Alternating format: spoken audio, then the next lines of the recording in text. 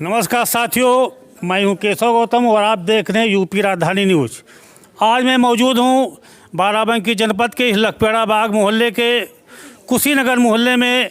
यहां बाबा साहब डॉक्टर साहब भीमराव अम्बेडकर समिति के तत्वाधान में आज यहां के बाबा साहब की अनुयायी और माँ सावित्रीबाई फुले को मानने वाले हमारे माताएं बहनें, छोटे छोटे बच्चे इकट्ठा हुए हैं और ये लोग माँ सावित्रीबाई फुले की बड़ी धूमधाम से केक काट कर जयंती मना रहे हैं। आइए हम पूछते हैं कि आखिर समाज के बारे में माँ सावित्रीबाई फुले का क्या योगदान रहा है। हम आपसे आपका परिचय जानना चाहेंगे और उसके बाद हम ये चाहेंगे बताइए कि जो आज आपने केक काट करके माँ सावित्रीबाई फुले का जन्मदिन मनाया है, समाज में इनका क्या योगदान रहा है।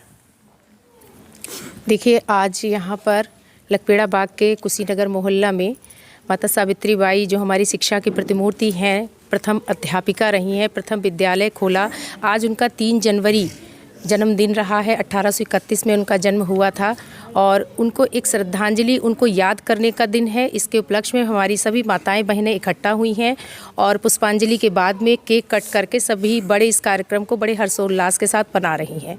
रही बात है माता सावित्रीबाई फुले जिनका जन्म हुआ, उस समय जब समाज में एक व्यवस्था थी कि महिलाओं को पढ़ने का, लिखने का, बाहर निकलने का किसी भी तरीके से अधिकार नहीं थे। ऐसे समय में माता सावित्रीबाई फुले का भी एक दिल किया कि हाँ, पढ़ाई की जाए और उनका भी मन था। जब एक बचपन की घटना भी मैं बताऊंगी कि जैसे कि छोटे पे वो पढ़ रही थी, किताब उलट पढ़ रही थी और पिताजी उनके आते हैं अचानक कमरे में और उठा के किताब फेंक देते हैं, क्योंकि एक उस समय था कि भाई एक पुरुष जाति को ही पढ़ने का हक था। ये एक अंदर तक आत्मा उनकी झकझोर गई और उसके बाद में प्रण वहीं से लिया था। 9 साल की उम्र में शादी हो गई 13 साल के ज्योतिबा राव फुले के साथ। उन्होंने जब देखा कि माता सावित्री फुले के एक अंदर एक आग है, पढ़ने की एक ललक है, तब उन्होंने उनको पढ़ाया लिखाया और आगे बढ़ कर के फिर वो समाज को, बच्चियों को आगे बढ़ाने के लिए निकली और विद्यालय खोलने के लिए फातिमा शेख के साथ में 1848 में जब प्रथम विद्यालय खोला था। और समाज का जो बुराइयां कह लो या उनको आक्षेप विरोध बहुत झेलना पड़ा, यहाँ तक कि कीचड़ पत्थर इत्यादियों से सामना करना पड़ा, लेकिन उन्होंने भी हार नहीं मानी और अपने बैग में 2 साड़ियाँ रख के निकलती थी कि जब कीचड़ पत्थर से साड़ी ख़राब हो जाए तो विद्यालय में जा कर के वो साड़ी चेंज करती थी और जा कर के फिर वापस आती थी, लेकिन हिम्मत नहीं हारी। अब आप समझ सकते हैं कि उस समय इस हालातों में जहाँ पर आज के समय में एक विद्यालय खोलना एक कठिन काम है और उन्होंने 1-2 नहीं 18 विद्यालय खोले। इसलिए आज हम सब मिल करके, जो आज हम लोग भी सब आज जॉब में हैं, नौकरी कर रहे हैं सब लोग, तो एक श्रद्धांजलि दे रहे हैं। एक उनको याद करने का दिन है कि हमारी जो यहाँ पे बालिकाएं, महिलाएं सब बैठी हुई हैं, ये शिक्षा को महत्व दें, शिक्षा से अपने ज्ञान को बढ़ाएं, अपने परिवार को शिक्षित करें, क्योंकि एक पुरुष जब पढ़ता है तो अपने आप को शिक्षित करता है, लेकिन एक महिला जब पढ़ती है तो वो 2 कुल को पढ़ाती है, आगे आने वाली पीढ़ी को पढ़ाती है। तो इस तरीके से हम लोग उनको याद कर रहे हैं, सभी लोग मिल करके। मैम, आप आज की इस कार्यक्रम के अवसर पर क्या कहना चाहेंगी। मैं आज यहाँ पर हम लोग उपस्थित हुए हैं लखपेड़ा बाग के श्रावस्ती नगर मोहल्ला कुशीनगर में। तो यहाँ पे आज सभी महिलाएं हमारी जो है माता सावित्रीबाई फुले की जयंती पर सबको श्रद्धा सुमन अर्पित कर रही हैं माता सावित्रीबाई फुले पर। तो माता सावित्रीबाई फुले जी ने महिलाओं के लिए प्रथम स्कूल खोला, क्योंकि पहले जो है केवल पुरुषों को पढ़ने का अधिकार था और महिलाओं को पढ़ने का अधिकार नहीं था। इसलिए माता सावित्रीबाई ने पढ़ने का स्कूल खोला, प्रथम स्कूल खोला। इससे महिलाओं को ये शिक्षा मिलती है कि महिलाएं जो हैं आगे बढ़ें, पढ़ें लिखें और सब जागरूक हों। यानी महिलाओं के प्रकार से प्रेरणा स्रोत हैं, इसी वजह से आदर्श मानते हुए उनको मान सम्मान दिया जाता है। मैम, आप चाहेंगे क्या ये जो कार्यक्रम हो रहा है 2 शब्द बोले।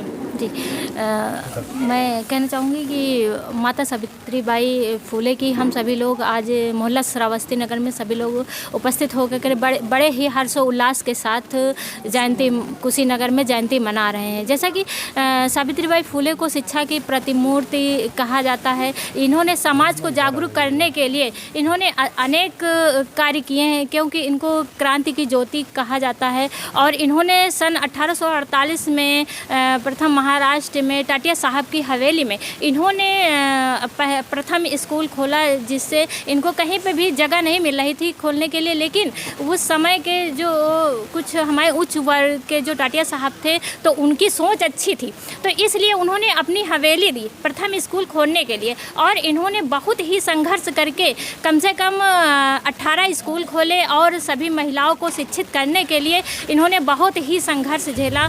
और उसके बाद में ये बचपन में मैं बताना चाहूँगी कि थोड़ा सा कि ये पढ़ी लिखी नहीं थी, लेकिन इनके पति ज्योतिबा फूले जी के प्रयासों से इनको पढ़ना इन्होंने सिखाया और इनको जो है एक अच्छी सी शिक्षिका बनाई, जिससे कि ये इन्होंने समाज में एक प्रथम शिक्षिका का इन्हें दर्जा मिला। और समाज को इन्होंने शिक्षित करने के लिए सारी लड़कियों को इन्होंने इतना संघर्ष किया कि जब ये घर से निकलती थी तो उन्हीं के समझिए उन्हीं की बच्चियों को वो पढ़ाती थी, लेकिन फिर भी वो उन्हीं के ऊपर वो ईंटा पत्थर और कीचड़ फेंकते थे, लेकिन फिर भी वो इतना संघर्ष की वो हार नहीं मानी। और वो अपने घर से ये जाके एक बार की मैं बात बताती हूँ कि ये एक बार ये बहुत ही उदास हो गई और ये जाके अपने पति से कहने लगी, ज्योतिबा जीराव फूले जी से, कि मैं जाती हूँ पढ़ाने तो लोग हमारे ऊपर कीचड़ पत्थर फेंकते हैं और हमारी साड़ी गंदी हो जाती है। लेकिन इनके पति ने बताइए कितना उन्होंने इनको धैर्य दिलाया कि कोई बात नहीं है, आप 2 साड़ियाँ लेके जाइए और एक साड़ी जब आप वहाँ पे वो गंदी हो जाए तो आप उसको चेंज कर लीजिए और फिर पढ़े। तो इन्होंने जो है वो साड़ी को चेंज करके और अपने अध्यापन कार्य में रत रही और वो पीछे मुड़ के नहीं देखी।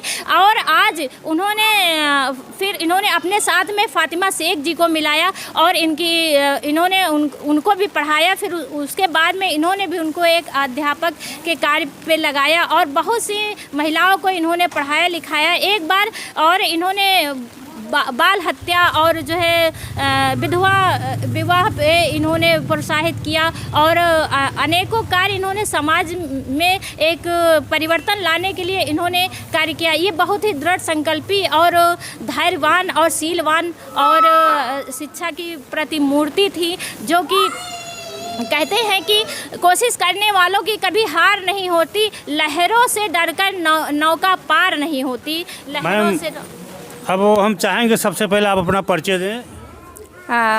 सर, मेरा नाम बालजती है और पेशे से मैं भी अध्यापक हूँ। मैडम, सारी बातें आपके सामने आ गई हैं। हम एक बात ये पूछना चाहते हैं, जैसे कि माँ सावित्री बाई फूले जिस समय पढ़ाती थी बहुत यातनाएं झेलना पड़ता था। आज के समय में जो अध्यापक का कार्य करती हैं लड़कियाँ महिलाएँ, क्या उनके साथ में ऐसा कुछ दुर्व्यवहार होता है? पहले तो मैं इस पावन दिवस को नमन करती हूँ और शिक्षा की मूर्ति, शिक्षा की देवी, शिक्षा की ज्ञान की ज्योति माता सावित्री बाई फूले जी के चरणों को मैं बार बार वंदन करती हूँ, नमन करती हूँ। इसके साथ में जो आपने क्वेश्चन किया है सर, तो बिल्कुल झेलना पड़ता है।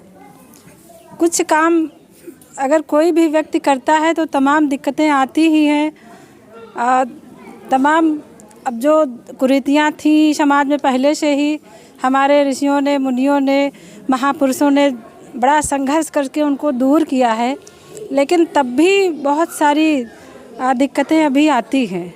हम लोग गाँव में जाते हैं, हमारा तो एक ही ऐलान रहता है कि आप बच्चों को पढ़ाइए पहले, तब आप बिना बताए ही जान जाएंगे कि कहाँ पे दिक्कत है, कहाँ पे सुधार करने की ज़रूरत है, कहाँ पे आगे बढ़ने की ज़रूरत है, कहाँ दिक्कतें आती हैं, कहाँ किसी का सहयोग करने की ज़रूरत है। जैसे कि हमारी माता सावित्री बाई फूले, जो हमारी सभी बहनों ने बताया ही है कि कितना संघर्ष झेलते हुए आगे बढ़ी हैं।